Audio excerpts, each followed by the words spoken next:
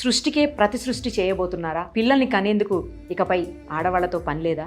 పిల్లల్ని ఫ్యాక్టరీలో పుట్టించేస్తారా? ఇదంతా ఏఐ టెక్నాలజీతో సాధ్యమని చెప్తున్నారు. అసలు ఏఐ టెక్నాలజీ ఏంటి? పిల్లల్ని ఫ్యాక్టరీలో కనటం ఏంటి? ఆడవాళ్లతో పని లేకపోవటం ఏంటి? అసలు మనుషులతోనే పని లేదట. అసలు ఇదంతా ఏంటి?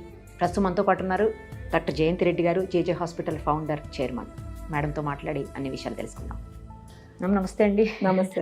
ఏంటి మేడం ఇది? పిల్లలు ఫ్యాక్టరీలో పుట్టడం ఏంటి? కోడి పిల్లల్ని తయారు చేసే వింటుంటేనే చాలా విచిత్రంగా అనిపిస్తుంది. పురిటి నొప్పులు పడే బాధ అవసరం లేదంట, అసలు మనుషులతోనే పని లేదంట. ఇంట్లోనే ఒక మెషిన్లో పెట్టుకొని పిల్లలతో వాళ్ళ ఎదుగుదలని 9 నెలల పాటు నవమాసాలు ఎట్లా మోసి కని పెంచుతామో అట్లా మోసే పని లేకుండా మిషన్లోనే అన్ని చూసుకుంటూ పెరుగుతారట పిల్లలు.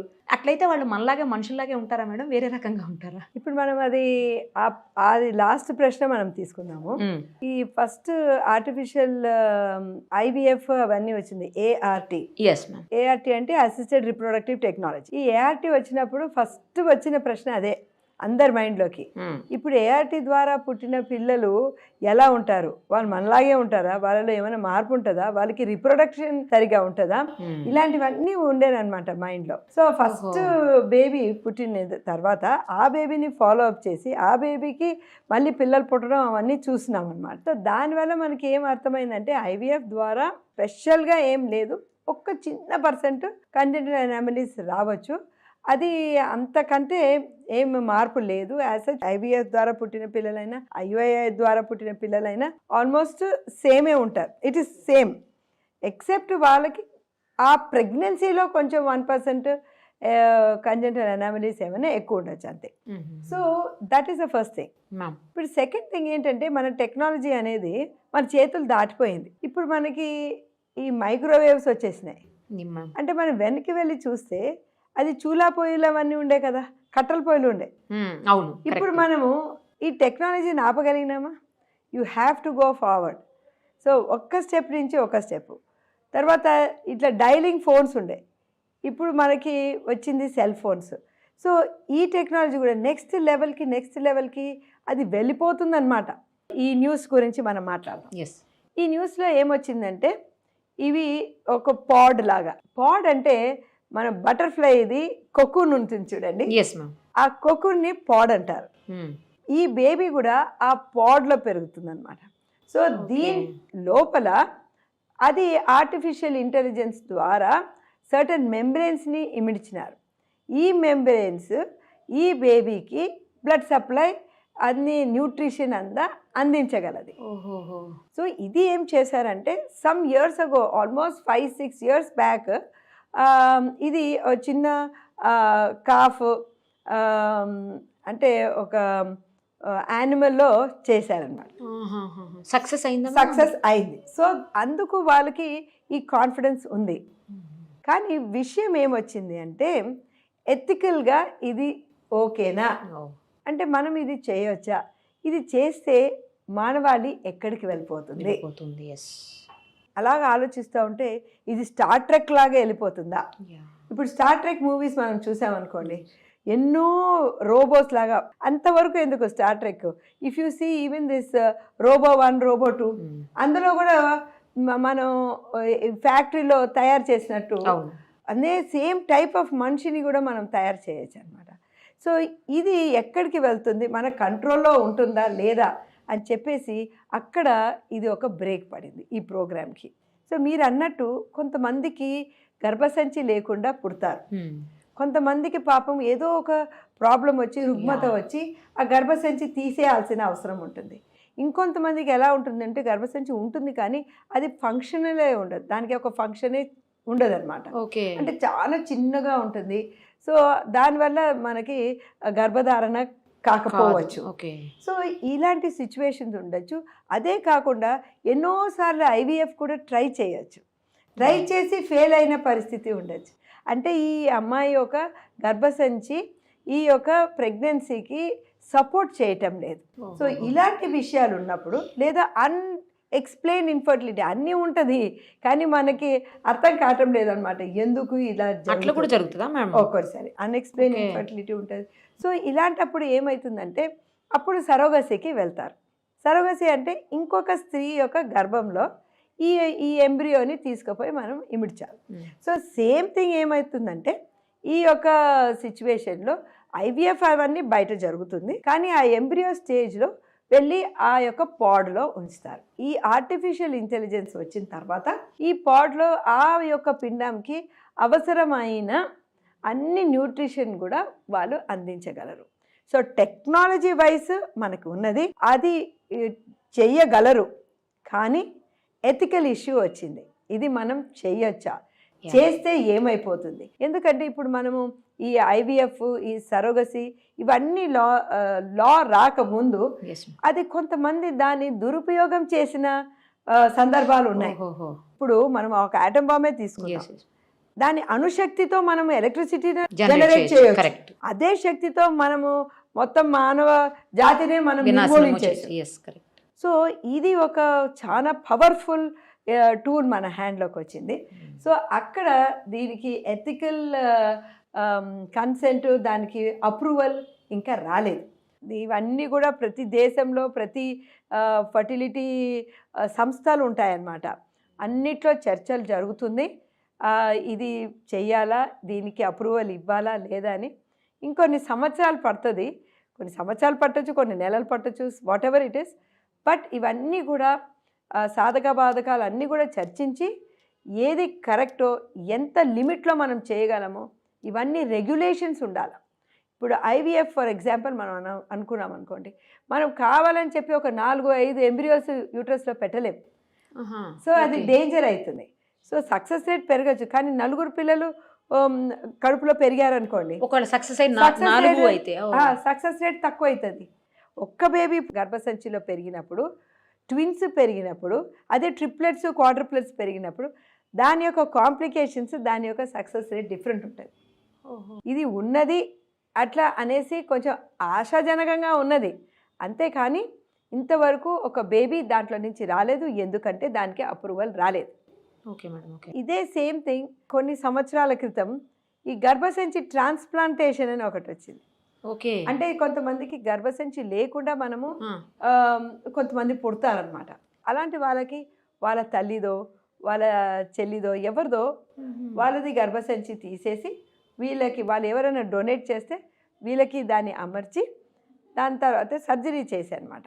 అది కూడా ట్రాన్స్ప్లాంట్ సర్జరీ లాగా చేసి అందులో ఎంబ్రియో ఉంచి పిండము తయారైనాక డెలివరీకి సిజేరియన్ సెక్షన్ చేసి ఆ పైన ఆ గర్భసంచిని తీసేసేవారు.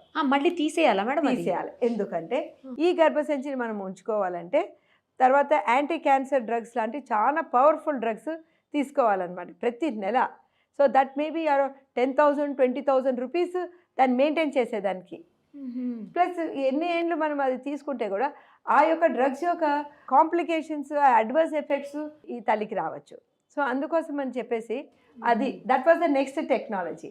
సో కొంతమంది అది చేసి ఇప్పుడు ఆల్మోస్ట్ చాలా ఎథికల్ ప్రాబ్లమ్స్ ఉండే దానికి కూడా అవన్నీ క్లియర్ అయ్యి ఇప్పుడు ఆల్మోస్ట్ ఎవ్రీ కంట్రీలో టెక్నాలజికల్గా బాగా డెవలప్ అయిన కంట్రీస్లో ఈ ట్రాన్స్ప్లాంటేషన్ మనం చేయగలుగుతున్నాం. మరి అందులో పుట్టిన పిల్లలు బాగానే ఉంటారా? సేమ్ అండి.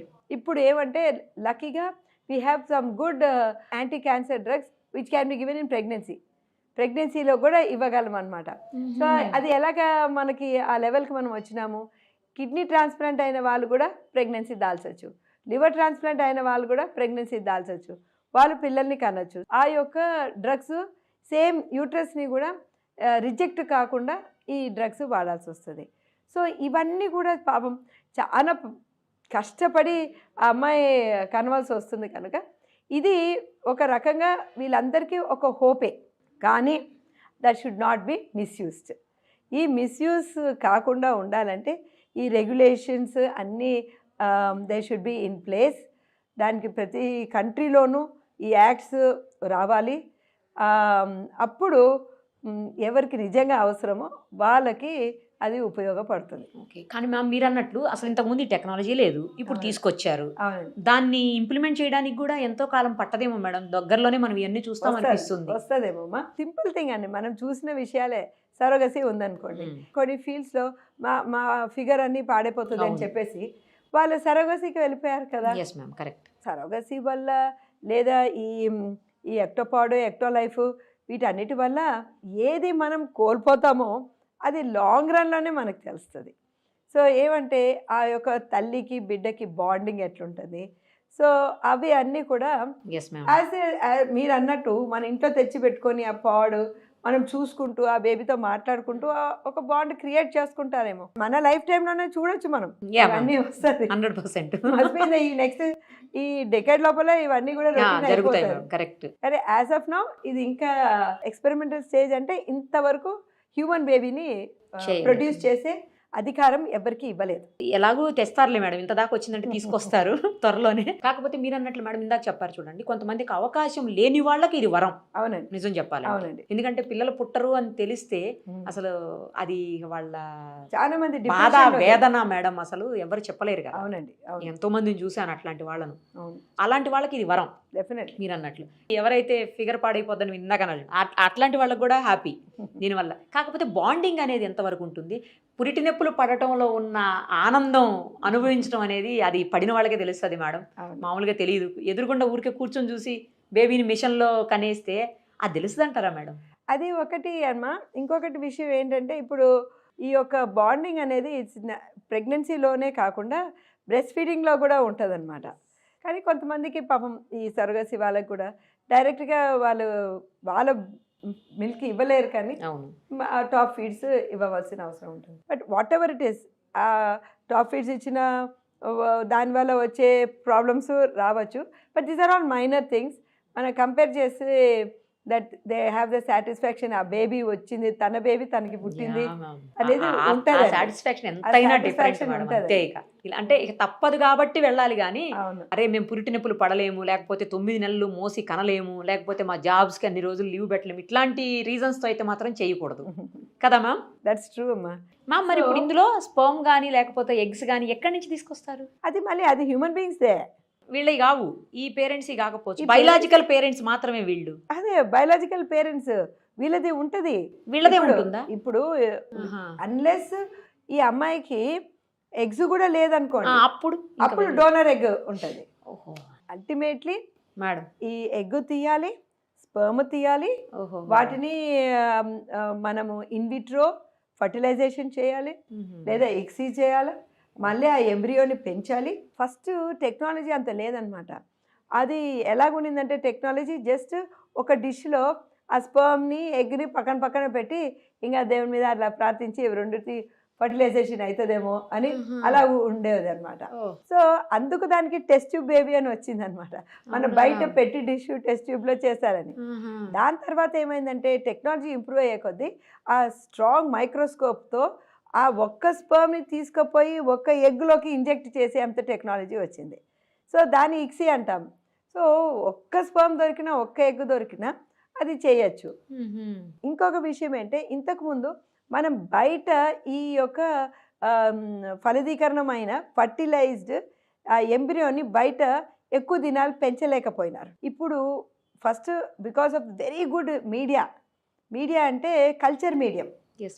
ఆ కల్చర్ మీడియం ఉంటుంది కదా, దాంట్లో ఆ న్యూట్రిషన్ అనేది ఆ ఎంబ్రియోకి వస్తుంది. కరెక్ట్ కడుపు లోపల ఎంత టెంపరేచర్ ఉంటుందో యూట్రస్ లోపల అది ఇవ్వగలుగుతున్నారు ఆ ఇంక్యుబేటర్లో.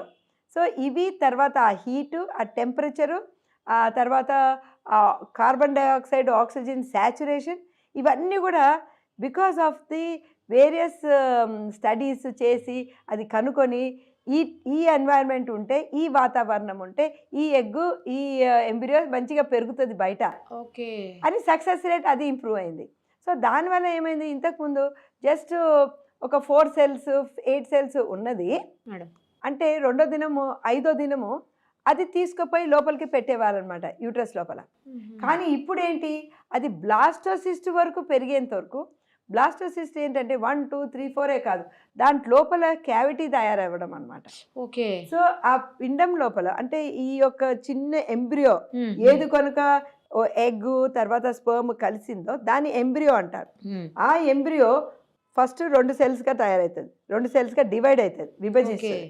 తర్వాత 4, మళ్ళీ 8, మళ్ళీ 16, మళ్ళీ 32, తర్వాత 64, అట్లాగా పెరుగుతూ ఒక్కొక్క సెల్ ఒక్కొక్క ఫంక్షన్లోకి అది డిఫరెన్షియేట్ అవుతుంది. అది డిఫరెన్షియేట్ అయినప్పుడు దాని మధ్యలో ఒక క్యావిటీ తయారవుతుంది.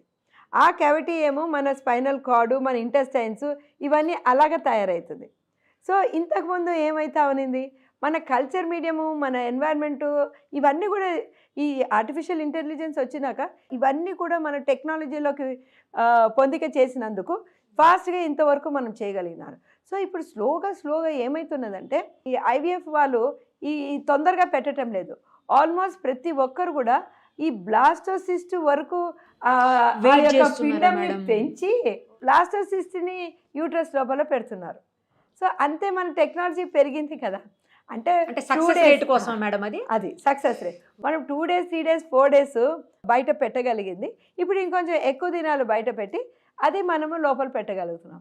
సో ఇప్పుడు నెక్స్ట్ మనకి ఐడియా ఎందుకు వస్తుంది, మనము వారం మాత్రం మనం బయట పెంచగలుగుతున్నాం, ఇంకొక 39 వారాలు పెంచలేమా అనేది నెక్స్ట్ క్వశ్చన్ వస్తుంది కదా సైంటిస్ట్ కి. సో అట్లా డెవలప్ అయిన టెక్నాలజీ ఇది. మరి ఆక్సిజన్ ఎట్లా మేడం ఆ బేబీకి? అవన్నీ వస్తుందమ్మా, everything goes through that fluid. ఆ బేబీస్ ఆ ఫ్లూయిడ్లో ఉంటుంది. సో అలాగా అన్నీ తయారవుతూ ఉంటుంది. ఆ బేబీతో మాట్లాడొచ్చంట, ఆ బేబీ తోటి మ్యూజిక్ వినిపించొచ్చంట. అసలు ఇప్పుడు తల్లి కడుపులో ఉన్న బేబీతో కూడా నువ్వు మాట్లాడచ్చు, మ్యూజిక్ వినిపించచ్చు. మేము అన్ని ఎక్స్పెరిమెంట్స్ చేసాము ఇక్కడ, ఎన్నో సార్లు మ్యూజిక్ థెరపీ యూజ్ చేస్తుంటాము. So that can be done. అన్నీ అయ్యి బయటకు వచ్చిన తర్వాత మా బేబీ అంటే ఏ ప్రాబ్లమ్స్ లేకుండా మదర్ ఊమ్లోంచి ఎట్లా వచ్చారో సేమ్ అట్లానే ఉంటారు అని గ్యారంటీ అయితే ఉంటుందా మేడం? మనం ఇవన్నీ కూడా $1 million క్వశ్చన్స్ మనం చూడలేదు. ఒక్క బేబీ కూడా ఈ యొక్క యంత్రం ద్వారా బయటికి రాలేదు. సో మనకి తెలీదు ఎలా ఉంటుంది babies, how they going to survive. కానీ ఈ పాడులో కూడా మనకు ఎట్లా ఉమ్మునీరు ఉంటుందో అలాగే ఉమ్మునీరుతో సరౌండ్ అయి ఉంటుంది బేబీ. ఓకే, కవర్ అయి ఉంటుంది. ఎప్పుడు కనుక ఇంకా బేబీ రెడీగా ఉంది తీయచ్చు బయటకు అన్నప్పుడు ఆ ఉమ్మునీరుని తీస్తే మెల్లగా ఆ బేబీ బయటకు వచ్చేస్తుంది. సో మీరు అందరూ ఆల్మోస్ట్ వైరల్ అయింది ఈ వీడియో, అందరూ చూసుంటారు. సో జనరల్లీ ఇట్లా చేయొచ్చు అని ఆ యొక్క యంత్రాలన్నీ రెడీగా పెట్టుకున్నారు. మీరు అన్నట్లు మేడం 2 వైపులా ఉంటుంది. ఎవరికైతే ప్రాబ్లం ఉందో వాళ్ళకి ఇది మంచిగా యూజ్ఫుల్. అవును, కానీ దీన్ని మిస్యూజ్ చేసే పరిస్థితులు కూడా ఉండొచ్చు, చెప్పలేం కదమ్మా. అదే ma'am, that is the main thing. మీరు అన్నారు చూడండి, స్ట్రిక్ట్ రూల్స్ అనేవి, రెగ్యులేషన్స్ అనేవి పర్ఫెక్ట్గా చేసిన తర్వాతే చేయాలని. చేసిన తర్వాతనే ఈ యొక్క పవర్ఫుల్ యంత్రాన్ని రిలీజ్ చేయాలి. అమ్మాయా అబ్బాయా చెప్పొద్దు అని చెప్పేసి గర్ల్ ఎవరు అనేది బేబీ ఎవరు చెప్పడానికి లేదు కదా ఇప్పుడు. ఇప్పటికే మనకు ఉంది అట్లాంటి, అంతకుముందు లేకుండే కదా మేడం అది. 2002 నుంచి అంతకుముందు ఈ యాక్ట్ అనమాట, PCPNDT యాక్ట్ అని ఉందమ్మా. దాంతో చాలా స్ట్రిక్ట్గా చూస్తున్నారు. స్కానింగ్ ఎక్కడ ఎవరు చెప్పట్లేదు కూడా చాలా అంటే ఇట్స్ ఆల్మోస్ట్ నిల్ అనే చెప్పాలి. సో అట్లానే ఇది కూడా ఏదైనా స్ట్రిక్ట్ రూల్స్ చేస్తే తప్ప. అవును, ఆ తర్వాతే కదా మేడం గర్ల్ చైల్డ్ రేటు బాగా ఇంప్రూవ్ అయింది కదా, బాగా ఇంప్రూవ్ అయింది కదండి. అదే ఇప్పుడైతే ఎక్కడ చూసినా కాలేజెస్ గర్ల్స్ ఎక్కువ మంది అమ్మాయిలే ఉన్నారు మ్యామ్, ఇది నిజం. చాలా అబ్బాయిలు తగ్గిపోతున్నారు రాను. యాక్చువల్లీ అని ఇంకొక విషయం మనం చూస్తే మేడం, ఇన్యూట్రో అంటే కడుపులో ఉన్నప్పుడు ఈ అమ్మాయి పిండము అబ్బాయి పిండం ఇవి రెండింటిని కంపేర్ చేసి చూస్తే, సపోజ్ హాస్టైల్ ఎన్వైర్న్మెంట్, ఆ ఎన్వైర్న్మెంట్లో ఏదైనా ప్రాబ్లం ఉన్నా, బీపీఓ రావడం, ఉమ్మునీరు తక్కువ అవడం, ఇలాంటివి ఏమైనా ప్రాబ్లమ్స్ ఉన్నా గర్ల్ బేబీస్ స్ట్రాంగ్గా ఉంటారు, బాయ్ బేబీస్ చాలా డెలికేట్గా ఉంటారు.